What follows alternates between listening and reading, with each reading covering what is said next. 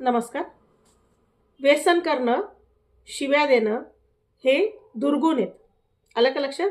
ते मुलांसाठी पण चूक आहेत आणि मुलींसाठी पण चूक आहेत. ते स्त्रियांसाठी पण चूक आहेत, ते पुरुषांसाठी पण चूक आहेत. आलं का लक्षात?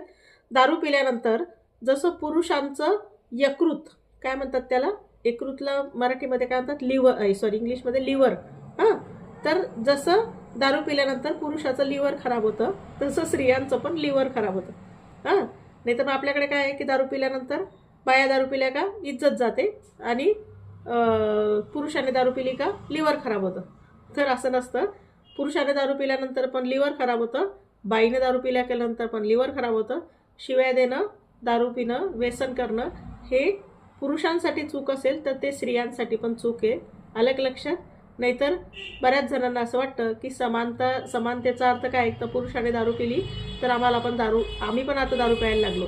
याला समानता म्हणत नाही. याला आपण त्या व्यक्तीमध्ये असलेल्या दुर्गुणांचा स्वीकार करायला शिकलोय असं म्हणतात. तर याच्यावर विचार करा आणि थोडं आपल्या डोक्याला ताण देत राहा.